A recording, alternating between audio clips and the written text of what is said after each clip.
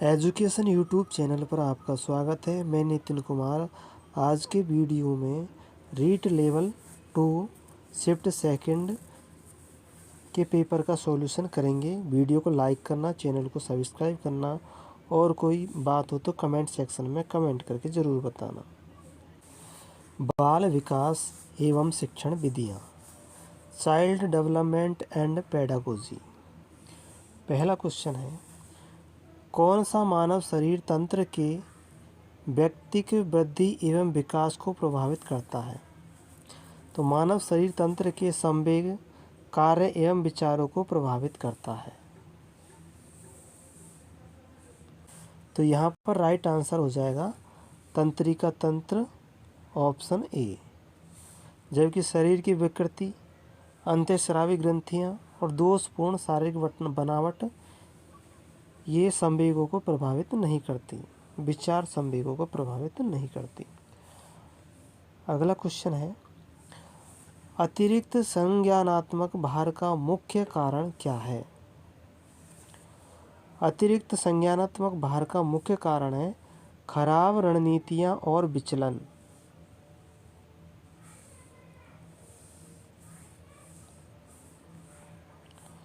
सूची को सूची से मिलान करना है। एरिक्सन के मनोवैज्ञानिक सामाजिक विकास के सिद्धांत की अवस्थाओं का उनकी आयु, अवधि, काल के साथ मिलान करना है।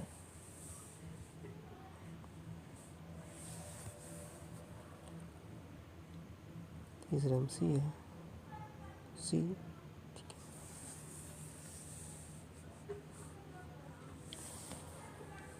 अहम सत्यनिष्ठ बनाम नैराश्य, इसका हो जाएगा ऑप्शन 3। स्वायत्तता बनाम लज्जा और संदेह, इसका ऑप्शन हो जाएगा 4। यानी कि 1.5 वर्ष से 3 वर्ष की आयु तक होता है। आत्मीयता बनाम एकांत, यह होता है प्रारंभिक वयस्क 20 से 45 वर्ष का होता है।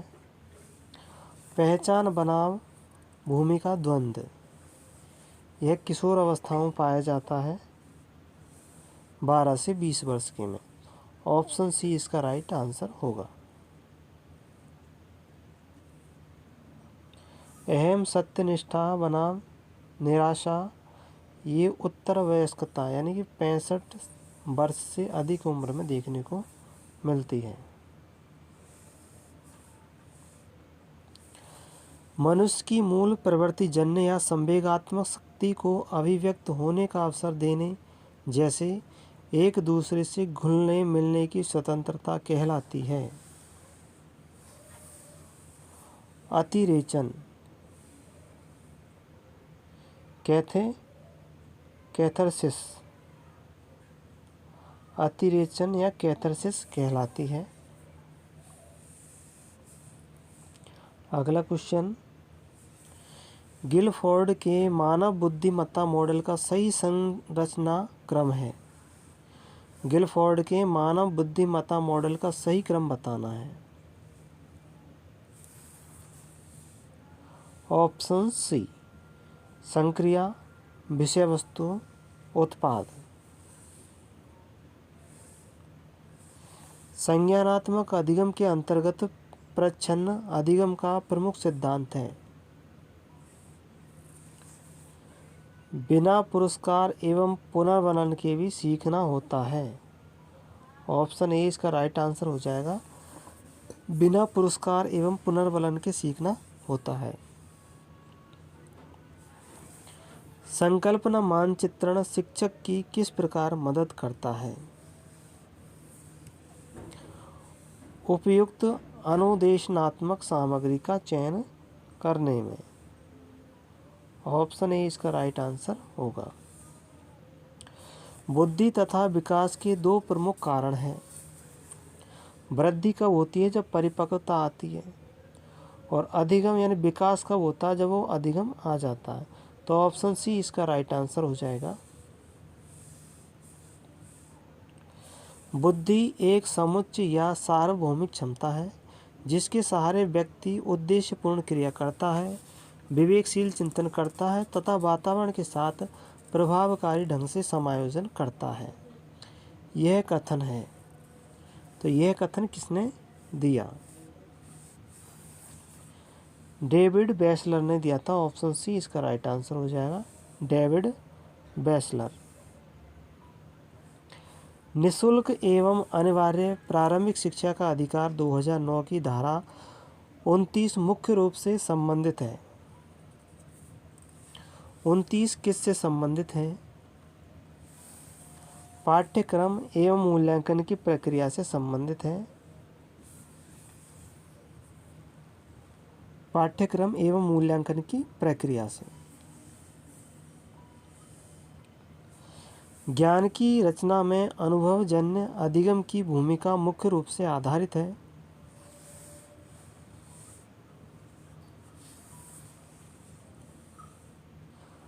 अनुभव तथा परावर्ती चिंतन पर। ऑप्शन सी इसका राइट आंसर हो जाएगा, अनुभव तथा परावर्ती चिंतन पर।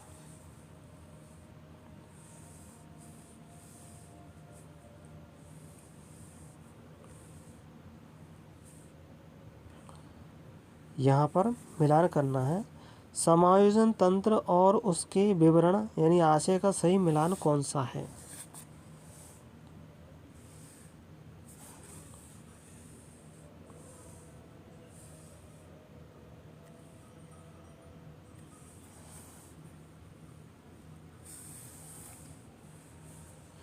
नकारात्मकता। नकारात्मकता एक व्यक्ति अन्य व्यक्तियों का ध्यान आकर्षित करता है और दूसरों के सुझावों को स्वीकार करने में मजबूत और अतार्किक प्रतिरोध विकसित करता है। तो नकारात्मकता की हो जाती है विशेषता। आक्रामकता एक व्यक्ति अपने असंतोष को बाहरी व्यक्तियों या चीज़ों पर आक्रामक रूप से थोपता है। तो ये 20 का हो जाएगा। प्रक्षेपण दूसरों में अपने ही आवेगों और विशेषताओं को आरोपित करना और उनका अवलोकन करना, ये प्रक्षेपण कहलाता है। युक्ति संगतता एक व्यक्ति अपने विश्वासों और कार्यों को उन कारणों के माध्यम से उचित ठहराता है जो उन्हें प्रेरित या सक्रिय करने वाले नहीं थे। तो इसको युक्ति संगतता कहते हैं। तो ऑप्शन ए इसका राइट आंसर हो जाएगा। NCF 2005 में तनाव को कम करने के लिए किस मूल्यांकन पद्धति पर जोर दिया गया है? तनाव को कम करने के लिए सतत एवं व्यापक मूल्यांकन पर जोर दिया गया है। सतत एवं व्यापक मूल्यांकन पर। Option B.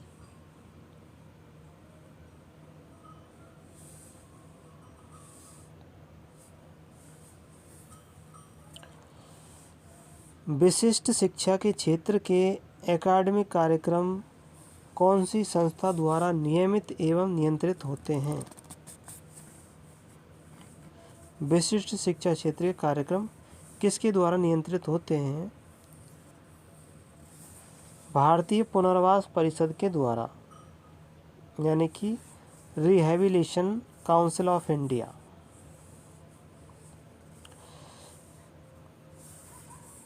कौन सा दिए गए कथन का सही वर्णन करता है?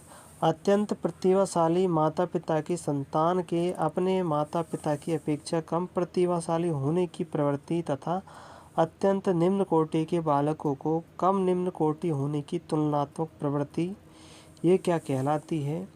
तो ये है प्रत्यागमन यानी कि रिग्रेशन। ऑप्शन बी इसका राइट आंसर हो जाएगा, रिग्रेशन, प्रत्यागमन।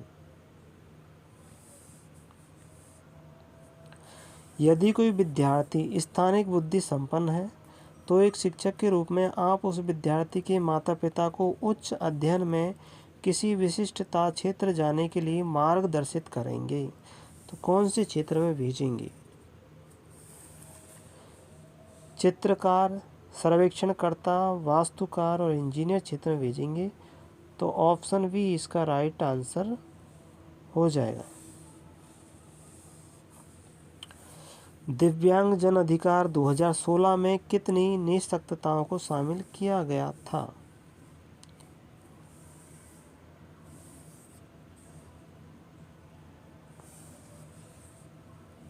21 को शामिल किया गया था, ऑप्शन डी। पूर्व क्रियात्मक अवस्था में शिक्षक द्वारा लिए जाने वाला निर्णय नहीं है। विद्यार्थियों का मूल्यांकन करना, ऑप्शन सी। शिक्षण अधिगम प्रक्रिया में इसके फोल्डिंग का क्या अर्थ है?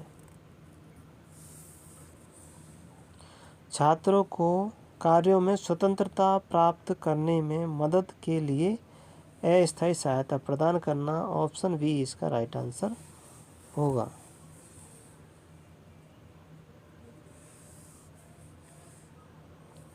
एक बच्चे द्वारा समान दिखने वाले सभी पुरुषों को पापा कहना किस प्रकार की प्रक्रिया का उदाहरण है? इसको बोलते हैं सहसीकरण यानी एसिमिलेशन।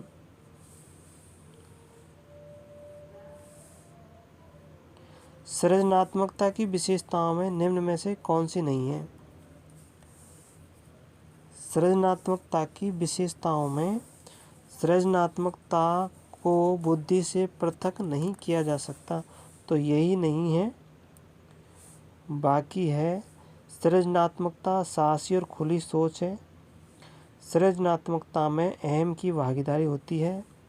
सृजनात्मकता एवं विद्यालयी उपलब्धि परस्पर संबंधित है। सृजनात्मकता प्रक्रिया में यूरेका क्षण किस अवस्था को कहा जाता है? यानी यूरेका क्षण किसको कहते हैं?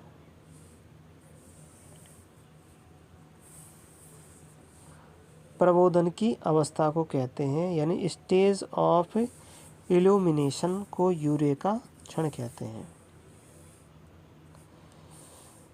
कौन सा शील गुण व्यक्तित्व की महत्वपूर्ण संरचना है, व्यक्ति के दिन प्रतिदिन की अंत्यक्रिया में परिलक्षित नहीं होता है तथा इसका परीक्षण सीधे नहीं किया जा सकता?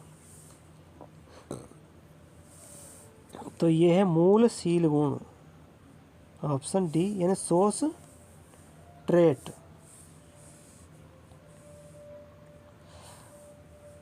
राष्ट्रीय पाठ्यचर्या की रूपरेखा एनसीएफ 2005 के अनुसार पाठ्यक्रम डिजाइन का प्राथमिक उद्देश्य क्या है?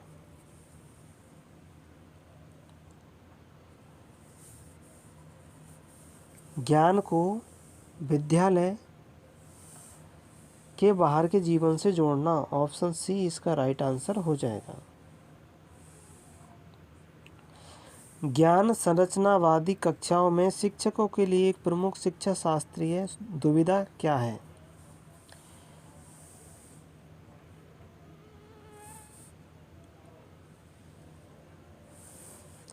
कक्षा में सांस्कृतिक विविधता को संबोधित नहीं करना, यही इसकी दुविधा है।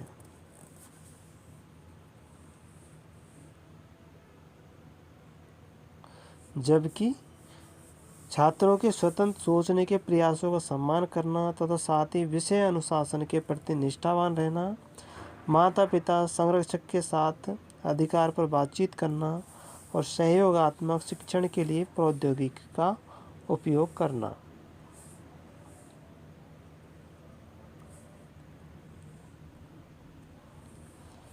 निम्नलिखित में से कौन सा वृद्धि एवं विकास के सिद्धांतों का शैक्षिक अनुप्रयोग नहीं है?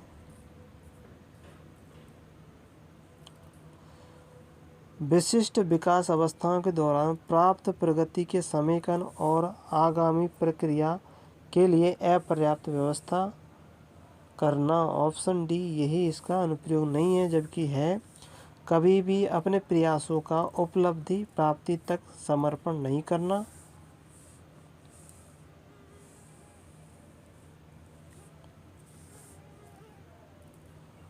प्रत्येक विद्यार्थी की सहायता उसकी व्यक्तिगत शक्तियों तथा सीमाओं के अंतर्गत रहकर करना। विकास की विशिष्ट अवस्था के अनुसार शैक्षिक अनुभवों को योजनाबद्ध करना।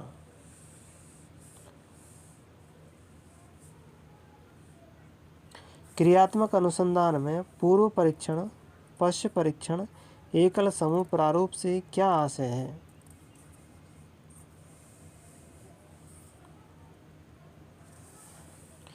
एक डिजाइन जहां एक समूह का उपचार से पहले और उपचार के बाद में परीक्षण किया जाता है, इसी को कहते हैं पूर्व पश्च। तो ऑप्शन बी इसका राइट आंसर हो जाएगा, ऑप्शन बी।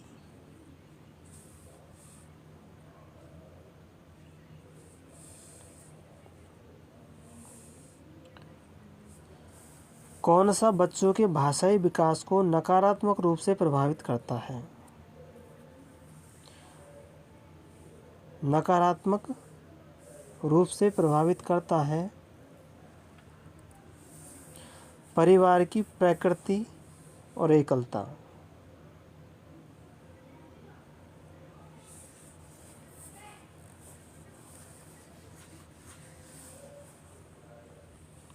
अगला क्वेश्चन, प्रधानमंत्री नवोन्मेषी शिक्षण कार्यक्रम ध्रुव का उद्देश्य क्या है?